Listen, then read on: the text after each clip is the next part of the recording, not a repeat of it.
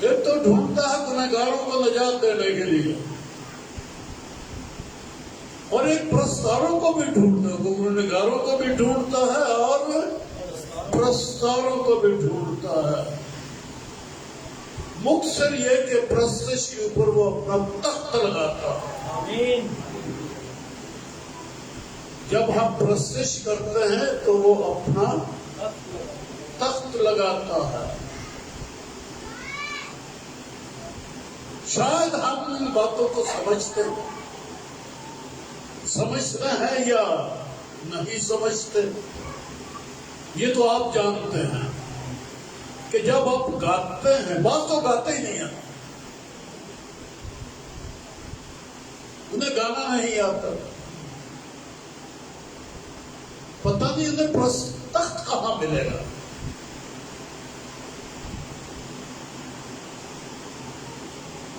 میری یہ بات سمجھے آپ، جو گانا ہی نہیں جانتے، گیت ہی نہیں جانتے، پرستش کا انہیں پتہ ہی نہیں کہ پرستش کیا چیز ہے، انہیں کہیں تخت ملے گا؟ نہیں۔ پوری بائبل پڑھ کے دیکھو، خدا کا تخت کہاں پر لگا ہوا ہے؟ کوئی زمین پر نہیں ٹکا ہوا، آسمانوں میں کوئی چوکی بنا کے اوپر پتھر نہیں رکھا گیا، تخت نہیں رکھا گیا۔ اس کا تخت پرستش کی ایک فضا ہوتی ہے،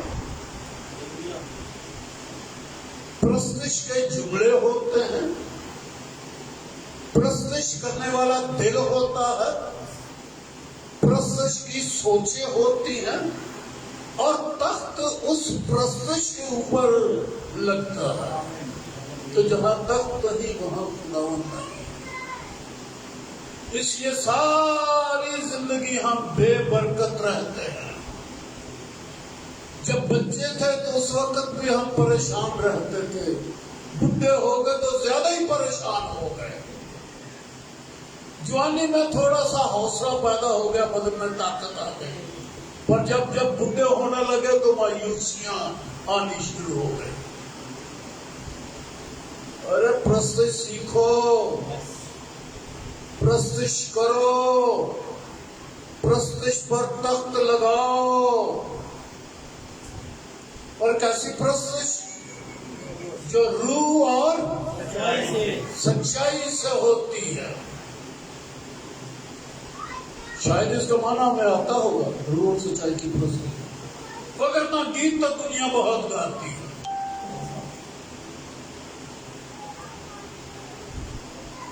کچھ باتیں میری ہمت سے باہر ہیں، یا حوصلہ نہیں پڑتا، وگرنہ گیت وہی گائے جائیں کہ ہر گیت کے ہر لفظ کے اوپر، گیت کے ہر مصرع کے اوپر خدا کا تخت لگا۔ آمین۔ ہلیلویا۔ چلے گزارا چل رہا ہے جماعتوں کا، ساری دنیا گا رہی ہے، بنا تخت کا ہی گائے جا رہی ہے۔ میں نے ایسی یہ پروسیسیں دیکھی، یہاں سلیم کالونی میں بہت سال پہلے میں نے پروسیس دیکھی، ادھر چھچڑ والی آئے ہوئے تھے، ایک گویوں کی جماعت، ایک سلیم کالونی والی گویوں کی جماعت تھی۔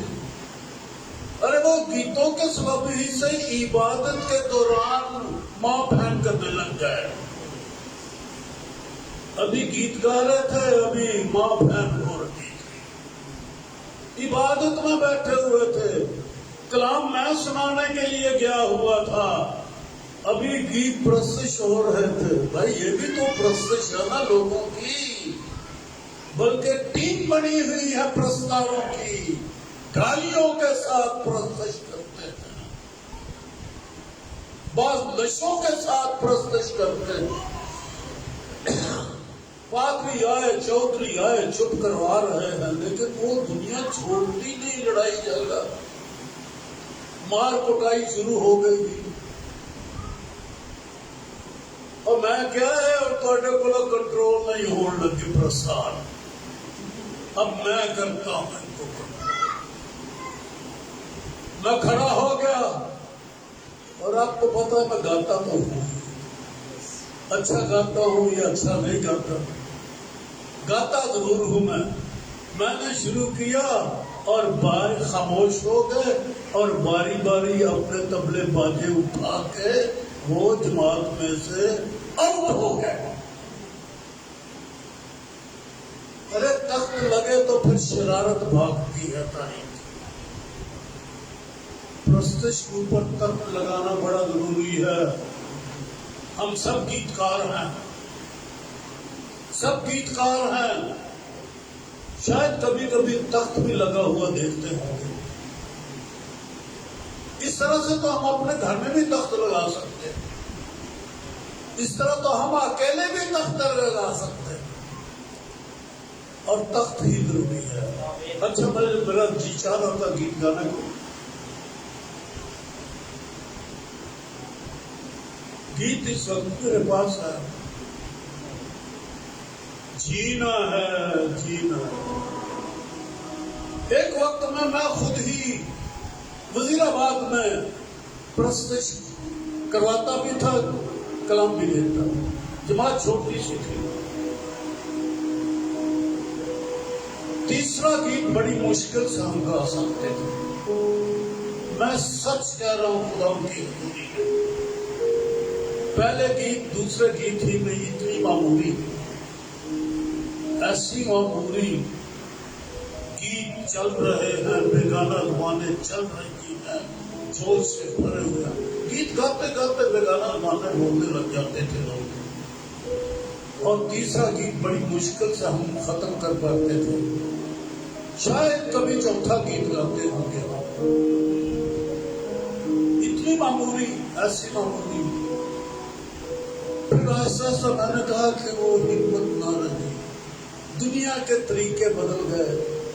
میٹنگ کرنے والا کوئی اور ہوتا ہے, وہ اپنی ساری میٹنگ میں سارا اپنا کلام سنا دیتا ہے. میٹنگ چلانے والے کے اندر جو ہوتا ہے نا, وہ میٹنگ کے دوران ہی سب جو کلام ہوتا ہے نا اس کے اندر, وہ میٹنگ کے دوران ہی اپنا کلام سنا دیتا ہے. باقی رہ جاتا ہے کلام سنانے والا. وہ کچھ اور رخ دیتا ہے کلیسیا کو, کلام سنانے والا اور رخ دیتا ہے. دو سوچے ایک ایک میٹنگ میں, تین سوچے ایک ایک میٹنگ میں. البتہ طریقہ ہے, ایک چل رہا ہے. گیت گاتا ہوں. جینا ہے جینا ہے مجھے یسوع کے لیے جینا. پینا ہے روح کا پانی. جینا ہے مجھے یسوع کے لیے جینا. جینا ہے مجھے یسوع کے لیے جینا. پینا ہے مجھے روح کا پانی. پینا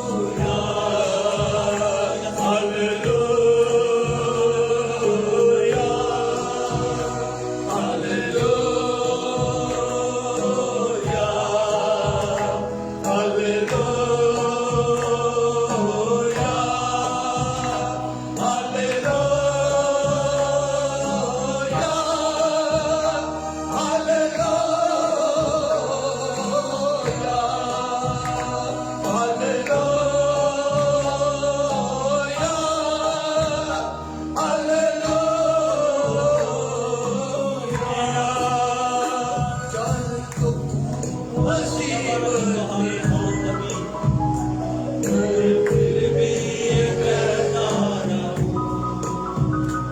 چاہے دکھ ہو مصیبتیں ہوں میں پھر بھی یہ کہتا رہوں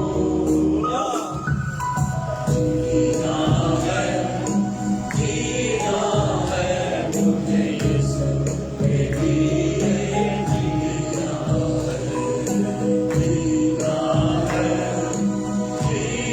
ہے مجھے یسوع کے لیے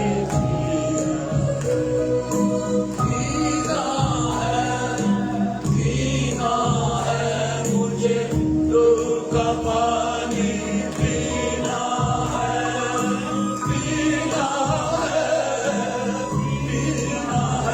مجھے روح کا پانی پینا ہے مجھے یسوع کے لیے جینا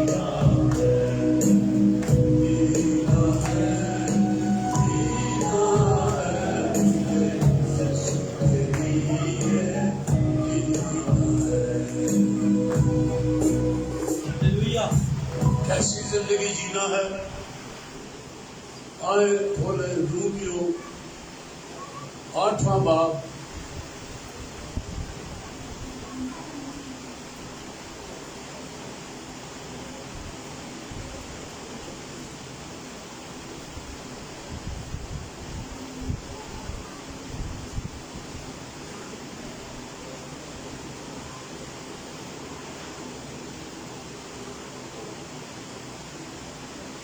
اور اس کی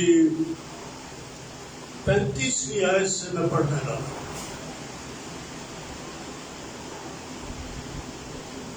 زندگی کا سٹائل پڑھنے لگا ہوں. جینا ہے کیسے؟ کون ہم کو مسیح کی محبت سے جدا کرے گا؟ یہ آیت کس کے لیے ہے؟ رومیوں کے لیے، ہمارے لیے تو نہیں. ہمارے لیے بھی ہے. پرویز آپ کے لیے بھی؟ قاضی صاحب جی جی جماعت ہمارے لیے یہ لکھا ہوا ہے. کون ہم کو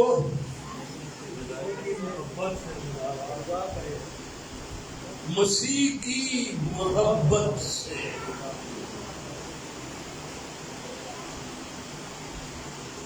جدا کرے گا؟ مصیبت یا تنگی یا ظلم یا کال یا ننگا پن یا خطرہ یا تلوار؟ چنانچہ لکھا ہے ہم تیری خاطر دن بھر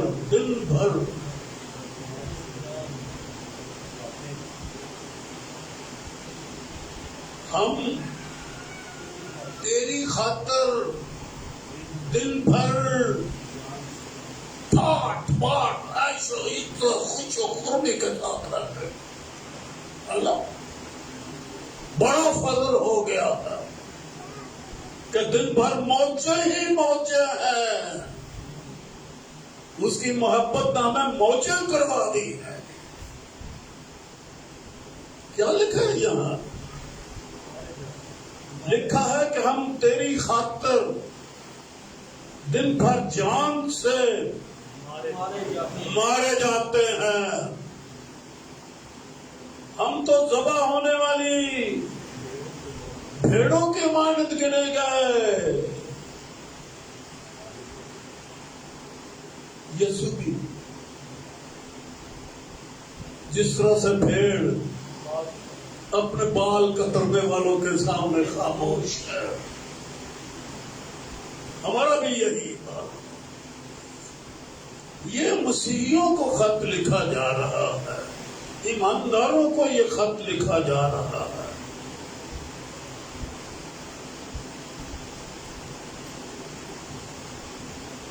مگر لیکن سب حالتوں میں یعنی مصیبت کا تنگی جنگا پن خطرہ تلوار سب حالتوں میں اس کے وسیلہ سے جس نے ہم سے محبت کی ہے ہم کو فتح سے بھی بڑھ کر فتح سے بھی یعنی پہلے فتح اور فتح کے بعد غلبہ بھی فتح بھی اور غلبہ بھی ایک آدھا غلبہ مصیبتیں دن بھر ذبح ہونے والوں کی مانند غلبہ یہ تو حقیر و مردود لوگوں کی حالت ہوتی ہے حقیر و مردود رنج اور غم سے آشنا یہ تو ان کی حالت ہے اسے غلبہ کو بولو گے جی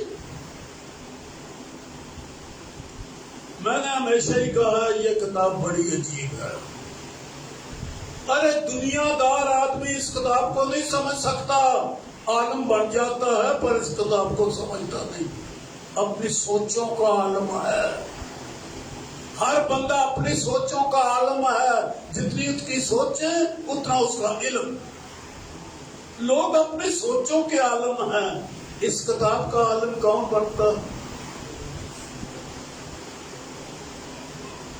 بڑی عجیب کتاب ہے بڑی انوکھی کتاب ہے اصل میں کتاب ہی یہی ہے باقی تو ہمیں کہنا ہی نہیں ہے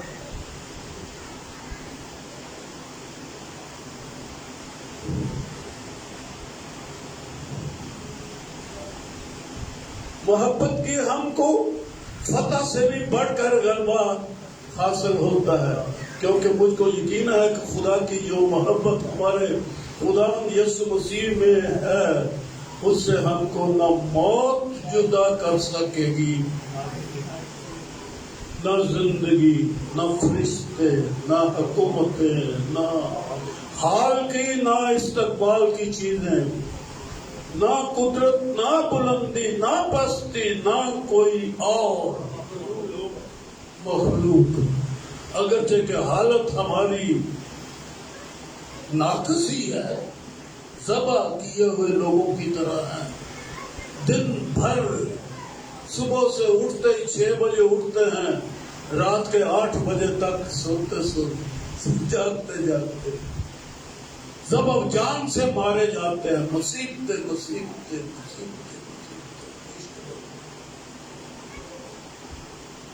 لیکن اس کی محبت نے ہمیں جکڑا ہوا تو یہاں پر غلبے کا ذکر آیا ہے غلبہ فتح سے بڑھ کر بھی فتح سے بھی بڑھ کر غلبہ اب اس غلبے کا میں ذکر یوحنا کے پہلے خط کے اندر سے پڑھوں گا یوحنا کا پہلا عام خط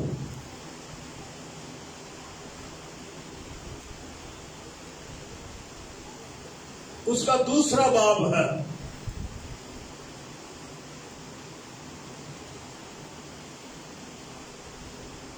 اے بچوں میں تمہیں اس لیے لکھتا ہوں کہ اس کے نام سے تمہارے گناہ معاف ہوئے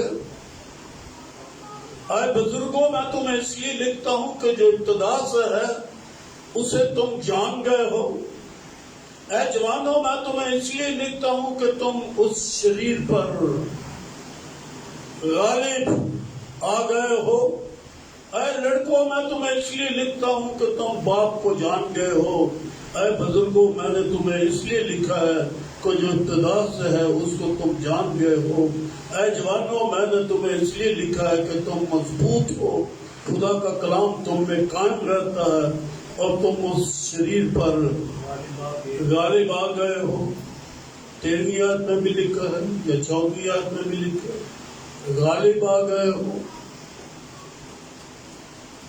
اور کیا غالب آ گئے ہو شیطان مر گیا تو اڈے کول کدی پھر آؤں نہیں ਤੁਹਾਨੂੰ ਪਰੇਸ਼ਾਨ ਨਹੀਂ ਕਰਦਾ?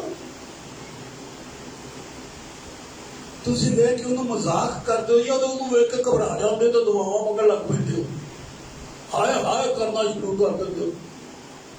ਜਿਉਂ ਜਿੰਨੀਆਂ ਡਰ ਦਿੰਦਾ, ਰਾਤ ਨੂੰ ਖਾਬ ਵਿੱਚ ਡਰਾ ਦਿੰਦਾ ਕਿ ਨਹੀਂ ਡਰਾ ਦਿੰਦਾ? घबराए हुए हैं हम। और बास तो शैतान की इतनी तारीफ करते जी, बड़ा पुराना कलाटिया, उन्हें बड़े बड़े मार दिते, आदम नू मार छड़िया, दाऊद नू मार छड़िया, मूसा नू मार छड़िया, फलाना फलाना फलाना, कोई ओदा मुकाबला कर ही नहीं सकिया, सारे ने मार खाती ते सब ने गुनाह कीता ते सारे यार दरवाह विच पै ने, खुदा तक उपड़े कोई नहीं। यसू आख लगा, ओए कोई नहीं जे गया हाली खुदा तक। यही लिखा था यूहन्ना के 3 बाब में, आसमान पर कोई नहीं चढ़ा। आसमान पर क्या हुआ इन लोगों को? हनूक को क्या हुआ? एलिया को क्या हुआ? वहां वेख्या तो तां जान रहे ऊपर उठ रहे हैं, लेकिन वो वहां पहुंचे ही नहीं है। क्या गलबा मिला था लोगों को? खुदा तक तो पहुंचे ही कोई ना। तो यहां जो लिखा है गालिब आ गए, तो इसकी वजाहत जरा आगे भी पढ़ लेंगे, तो वजाहत आगे ही लिखी गई है। खोलिए वो हवाला जो मैंने आपके लिए यूहन्ना का खोला हुआ है। तुम उस शरीर पर गालिब आ गए हो, ना दुनिया से मोहब्बत रखो, ना उन चीजों से जो दुनिया में है। जो कोई दुनिया से मोहब्बत रखता है उसमें बाप की मोहब्बत नहीं, क्योंकि जो कुछ दुनिया में है, यानी जिस्म की ख्वाहिश, आंखों की ख्वाहिश, जिंदगी की शेखी, वो बाप की तरफ से नहीं, दुनिया की तरफ से है। तो ये है चीजें कि तुम गालिब आए हो।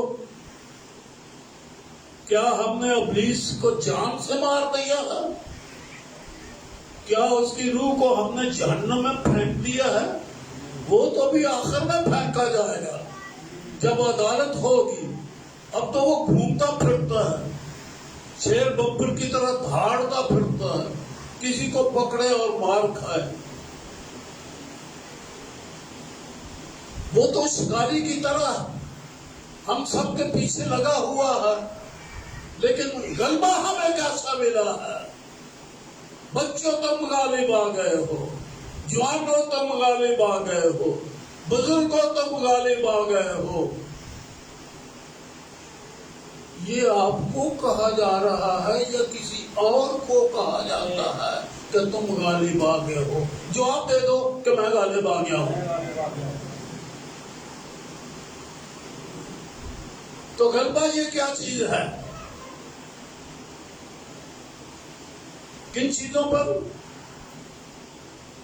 यानी दुनिया में जो कुछ है, जिस्म की ख्वाहिश, ऊपर गलबे का जिक्र है और नीचे उन चीजों को गिन दिया गया है। जिस्म की ख्वाहिश गालिब आ गए, ख्वाहिश के ऊपर। कोई ये कहता है कि मैं शरीर पर गालिब आ गया हूं। सवाल बाकी है कि जिस्म की ख्वाहिश पर गालिब आया है? वो तो बाइबल में लिखा हुआ है ना कि तुम गालिब आ गए हो। अगर मैं इसको ना मानूंगा तो मैं साई खा दूंगा। मुझे तो ये मानना ही पड़ेगा, दिल माने या ना माने, जुबान से तो कहना ही पड़ेगा कि चूंकि बाइबल ने कहा है इसलिए मैं ही मान लिया था कि मैं गालिब आ गया हूं। पर इसमें असल माना क्या है? जिस्म की ख्वाहिश पर गालिब आना।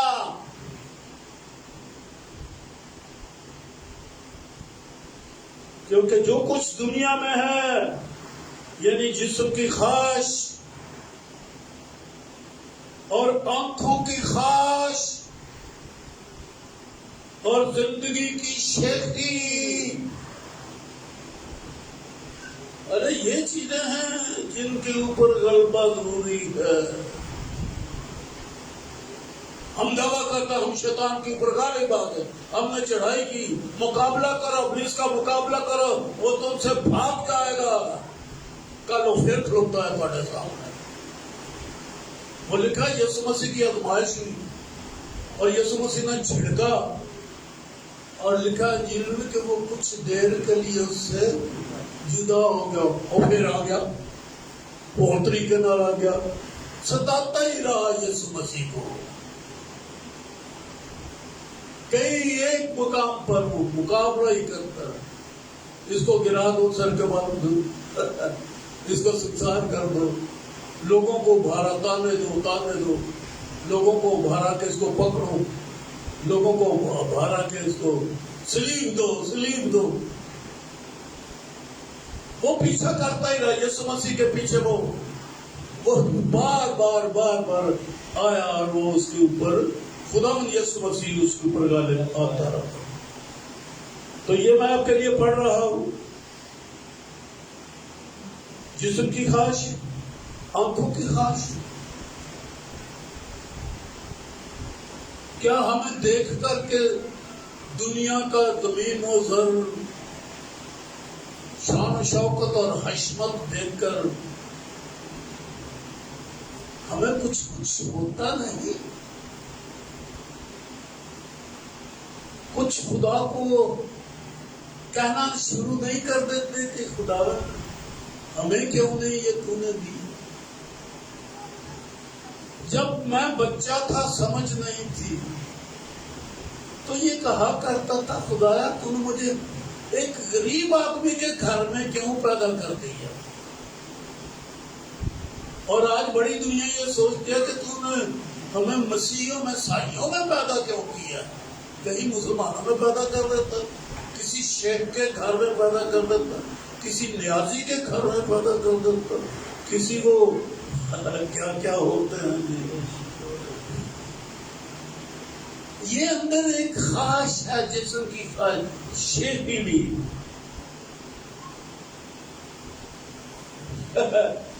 خوبصورت بات آگے, وہ باپ کی طرف سے نہیں, یہ جسم کی خواہش, یہ آنکھوں کی خواہش, یہ زندگی کی شیخی, ارے خدا نے آپ کے اندر نہیں رکھی ہوئی. ایسے بھولے بیٹھے ہیں کہ خدا نے یہ خواہشیں ہمارے اندر پیدا کی. یہ جھوٹی کتاب ہے. جس کتاب کو پڑھتے ہو کیا یہ غلط باتیں لکھی ہیں اس میں؟ یہ خواہشیں, یہ شیخیاں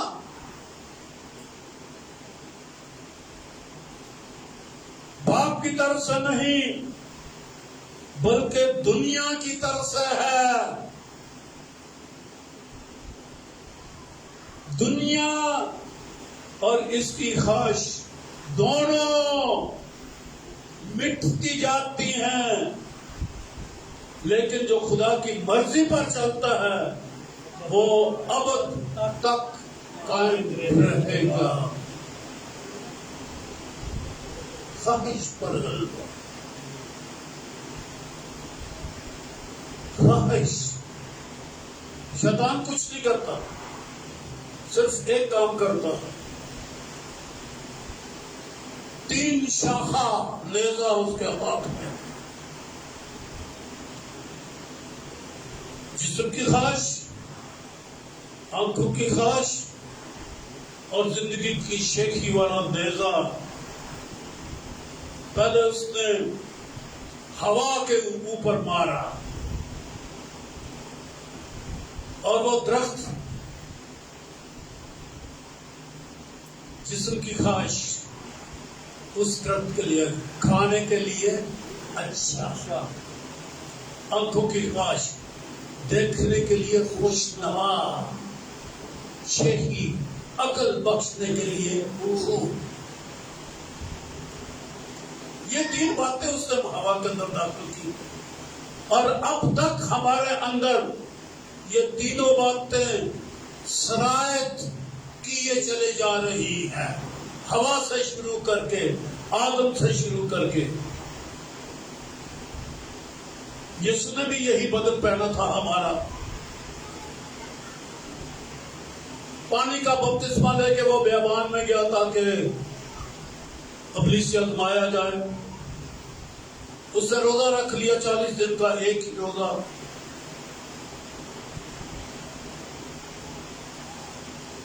چالیس دن کے بعد اسے پھر بھوک لگی اور آزمانے والا اس کے پاس آیا۔ کیا لکھا ہے یسوع مسیح کو؟ دھیان سے سنیے جی، یسوع مسیح کو بھوک لگی، جسم کی خواہش۔ بھائی آپ کو بھی لگتی ہے، مجھے بھی لگتی ہے، لیکن اس بھوک کو کیسے مٹائیں گے؟ غلط طریقے سے، شیطان کے کہنے سے۔ غلط طریقہ ہے کہ چوری کر لو اور بھوک مٹا لو، بینک کو ڈاکہ مارو، حساب کتاب میں فریب کرو، دفتر کے صفر ہی بتانا ہے۔ اگر کہیں 400 لکھا ہے، کوئی غلطی نہ کرو، صرف اس کے آگے ایک نقطہ لگا دو، ایک صفر۔ 40 کے بعد 400 کے بعد ایک نقطہ لگا دو تو کیا بن جائے گا جی؟ 4000۔ تو 3600 کا پروفٹ ایک نقطہ لگانے سے۔ ارے اکاؤنٹس والوں سنو مجھ سے، صرف ایک نقطہ۔ ایک مشنری ایک نقطہ لگایا کرتا تھا، اس مشنری کے چھوٹے بھائی نے مجھے بتایا، کہنے لگا جی میرا بھائی یہ کرتا ہے کہ بس کہیں ایک نقطہ بڑھا دیتا ہے، بس پیسہ کینیڈا سے آتا تھا، پھر وہ آڈٹ بھی نہیں کرتے، کئیوں کو آڈٹ کرتے نقطہ نظر نہیں آتا، اعداد نظر آ جاتے ہیں نقطے پر، جو 2 4 5 6 نقطے ہوں، کون نقطہ گنتا رہتا ہے؟ اگر 4000 کے اوپر ایک نقطہ لگ گیا تو کوئی 40,000 نہیں بن جاتا؟ 4000 سے 40,000 ایک نقطہ۔ آڈٹ کرنے والے کو اگر نقطہ نظر نہیں آیا تو بس پاس ہو گیا جناب۔ تو اس طرح سے ایک خواہش پیدا ہو جاتی ہے۔ آدمی کو اپنی بھوک مٹانے کے لیے 400 سے 40,000 بڑھانا کوئی مشکل نہیں ہے، جینون ہے۔ بھوک لگی، ناجائز طریقے سے لوگ روٹی کماتے ہیں۔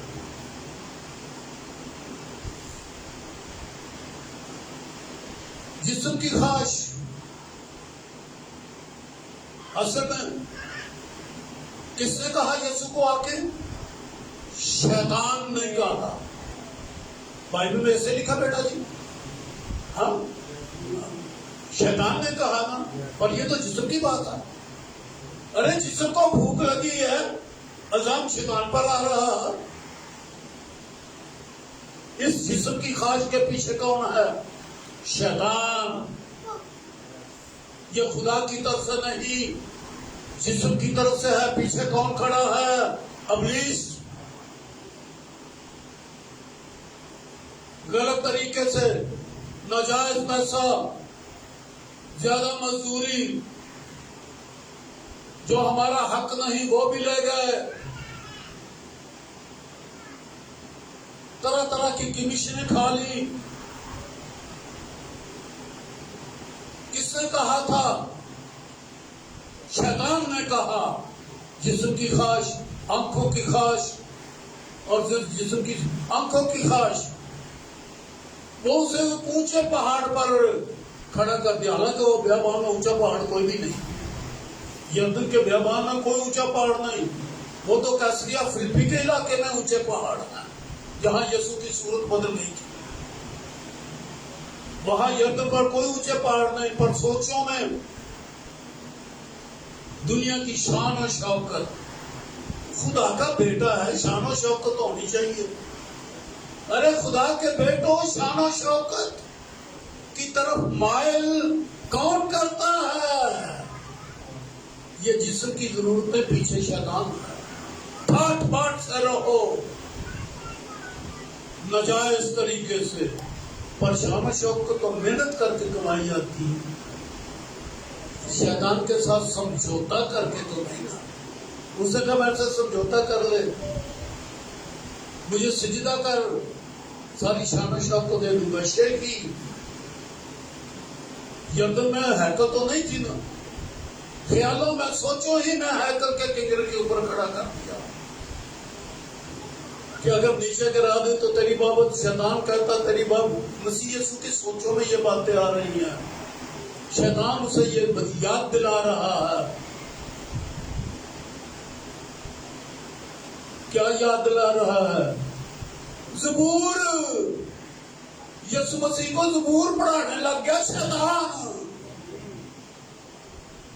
میں غلط تو نہیں کہہ رہا جاوید بیٹیوں, میں ٹھیک کہہ رہا ہوں. یہ زبور کس نے یاد دلایا یسوع مسیح کو؟ ابلیس نے. ہے زبور, پیچھے شیطان کلام سنا رہا ہے, اندر شیخیاں بھر رہا ہے. کلام سنایا جاتا ہے شیخی بات بننے کے لیے.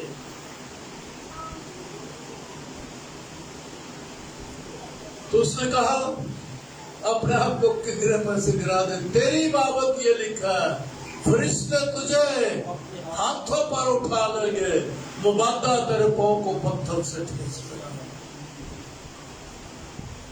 کیا مجبور سے یاد دلا دی ہے. یہ سب ابلیس کی طرف سے. لیکن خداوند یسوع مسیح نے کیا کہا؟ کوئی ایک بات مانی اس کی؟ نہیں, کیونکہ یسوع مسیح کی طبیعت ہی کچھ اور تھی. کوئی وہ اور ہی قسم کا آدمی ہے. یسایہ 42واں باب.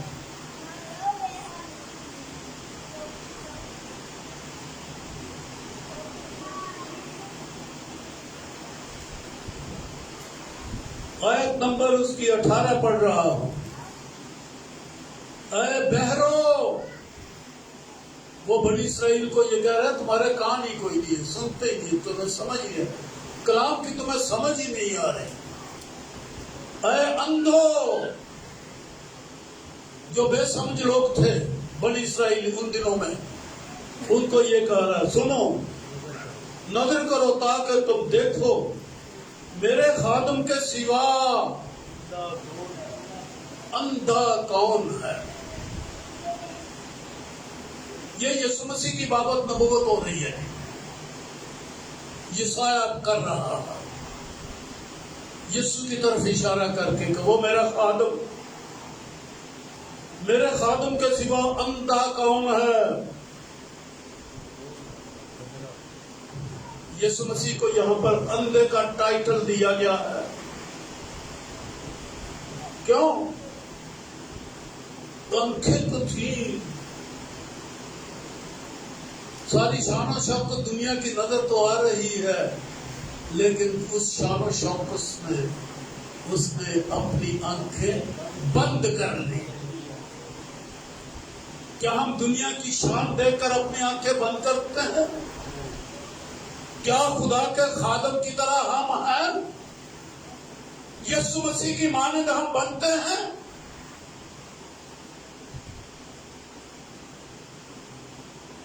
ہم نے اپنے آپ کو ذرا دنیا کی شان دیکھ کے, ہم دنیا کی, پر بائبل میں لکھا ہے اس جہان کے ہم شکل مسیح کے ہم شکل. اس نے ہم کو اس لیے چن لیا تاکہ مسیح یسوع کے ہم شکل ہوں. وہ تو اندھا ہے, یسوع مسیح آنکھیں ہیں. 20ویں آیت ہے, تو بہت چیزوں پر نظر کرتا ہے پر دیکھتا نہیں. ہم نظر کرتے ہیں اور غور شروع کر دیتے ہیں, ہائے میرے پاس یہ صرف ایک موٹر سائیکل ہے. میرے پاس ایک بڑی اعلیٰ قسم کی BMW ہونی چاہیے. میرے پاس ٹویوٹا اعلیٰ قسم کی گاڑی ہونی چاہیے. یہ میری معمولی سی موٹر سائیکل بہت تنگ کرتی ہے. دل ترستا ہے اندر. آنکھیں ہیں نا ہماری, ارے آنکھیں ہیں پر نہ دیکھو. مسیح کنگال ہو گیا اگرچہ کہ وہ دولت مند تھا, تمہاری خاطر غریب بن گیا. اس کی آنکھیں ہیں پر وہ دیکھتا نہیں. کان تو ہیں, کان تو کھلے ہیں پر سنتا نہیں. دو بندے بہ کے جوں چکیاں شروع کر دیتے گوانی دیا, کہانی ختم ہی نہیں ہوتی. پڑوسیوں اور رشتہ داروں کی شکایتیں, مزے لے لے کے, یہاں تک کہ کانوں میں کھجلی شروع ہو گئی اور پھر اونچا سننے لگے. کان بھرے ہوئے ہیں دنیا کی باتوں سے, خدا کا کلام اندر نہیں جاتا کانوں میں. اس لیے زور زور سے مکاشفہ میں بار بار بار بار یہی کہنا پڑا, جس کے کان ہو, کس کے کان ہے, اور کوئی کان ہے, کسی کے کان کھلے ہیں, جو کان رکھتا ہے سنے روح کلیسیوں کو کیا فرماتا ہے. ارے کان بند کر لیا ہم نے, کانوں میں ہم نے پتہ نہیں کیا میل ڈالی ہوئی ہے.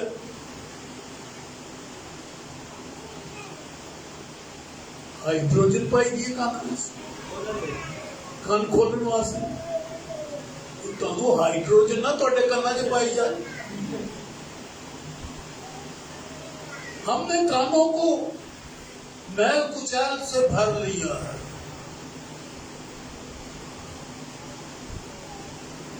نو سس آپس گلا بند, نو سس دیا شکایتاں باہر کر دی, سس نو دیا کر دی, بندے دیا عورتوں کی شکایتاں نہ پڑے, بچیاں دیا شکایتاں, بچے ماں باپ کی شکایت, دوستوں کی شکایتیں, دنیا کی شکایتیں. ارے بد گوئی اور دنیا کی سنتے رہنا, ارے یہ دنیا کی طرف سے.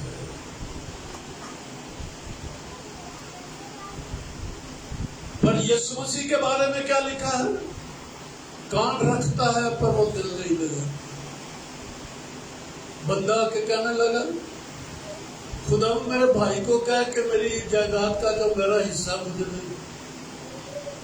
یسوع نے وہ مقدمہ لے لیا, شاباش پتر, صحیح, میں صحیح فیصلہ کر, میں چودھری ہوں, میرے کو نہیں فیصلہ اس لیے, میں خداوند ہوں, میں بادشاہ کا بادشاہ, میرا فیصلہ صحیح ہوگا. بلا اپنا بھا کو, اپنے بڑے برا کو بلا, میں فیصلہ کر دینا. خدا نے کہا بھائی تمہیں کس نے, مجھے کس نے تمہارا منصف مقرر کیا؟ جا منصف کے پاس. اس نے نہیں دل لگایا, نہیں سنی وہ باتیں.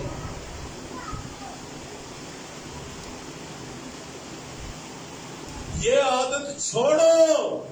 کوئی آپ کو کہانی سنائے آئے, اچھا پھر اگے کی ہویا, یہ مسیح کی مانند نہیں ہے. آپ مسیح کی مانند نہیں ہیں. مسیح کی بابت لکھا ہوا ہے, میرے خادم کے سوا اندھا کون ہے, کون ایسا بہرا ہے جیسا میرا رسول جسے میں بھیجتا ہوں. میرے دوست کی اور میرے خدا کی خادم کی مانند کون, نابینا کون ہے. تو بہت سی چیزوں پر نظر کرتا ہے پر دیکھتا نہیں, کان تو کھلے ہیں پر سنتا نہیں، مسیح کے ہم شکل بنے، اسے کہتے ہیں غلبہ۔ ویسے شیطان کو، خدا ان شیطان کو، اے شیطان دور ہو، اے شیطان دور ہو، دعا میں بیٹھے دابے مارتے ہو۔ ارے وہ کیا چیز ہے، وہ تو ایک ہی صورت میں آپ کے اندر آتا ہے، آدم ہوا کی صورت میں، خواہشوں کی صورت میں داخل ہوا، اور ہمارے یسوع مسیح کے اندر بھی وہ خواہشوں کی صورت میں داخل ہونے کی کوشش اس نے کی۔ خدا یسوع مسیح نے خواہشوں کو جھڑکایا، خواہشوں پر دل نہیں لگایا۔ اگر چاہتے ہیں کہ اس کی مانند بنے، لکھا ہے کون ہے میرے خادم کی مانند اندھا نابینا؟ خدا میں ہوں۔ سوال ہے کون ہے؟ کوئی جواب ہے ہمارے پاس؟ خدا میں تیرے خادم کی مانند، میں تیرے بیٹے یسوع مسیح کی مانند، مسیح کی مانند میں بنتا ہوں۔ لکھا ہے مسیح کی مانند بنو، لکھا ہے مسیح کے ہم شکل بنو، لکھا ہے کہ مسیح کی عقل ہم میں ہے، لکھا ہے کہ مسیح کا روح ہمارے اندر ہے، مسیح کی حکمت ہمارے اندر ہے۔ تو مسیح کی مانند ہونے کے لیے سبق کیا ہے جی؟ خدا کی مانند ہونے کے لیے اختتام کیا ہے، حاصل کیا ہے کلام کا؟ خواہش پر غالب آؤ۔ جو غالب آئے اسے، ساتوں کلیسیوں کو یہ لکھا ہوا ہے، مکاشفہ کی کتاب پڑھو 2 اور 3 باب، ساتوں کلیسیوں کو لکھا ہوا ہے کہ جو غالب آئے، جو غالب آئے۔ یہاں یہ کیا عزیز کا رومی ہے، کھوکر کی ہے، یہ کچھ مانا ہے۔ ہر کلیسیا کو یہی پیغام ہے، ہر بندے کو غالب آنا ہے۔ غالب کس کے اوپر؟ شیطان کے اوپر۔ کیسے؟ خواہش پر غالب آؤ۔ آنکھوں کی خواہش، جسم کی خواہش، زندگی کی شیخی، یہ باپ کی طرف سے نہیں، یہ دنیا اور شیطان کی طرف سے ہے۔ اس پر غالب آؤ۔ اندر بیٹھا ہوا ہے شیطان، جسم میں، جسم روح کے خلاف، وہ جسم کے اندر خواہشیں بھر کے اس نے اپنا کلا بنایا ہوا ہے۔ جسم کی خواہشیں شیطان کا کلا ہے جو ہمارے اندر اس نے تعمیر کیا ہوا ہے۔ ان خواہشوں کے سبب سے وہ ہمارے اندر رہتا ہے۔ جو خواہش پر غالب آیا وہ ابلیس پر غالب آ چکا ہے۔ آمین۔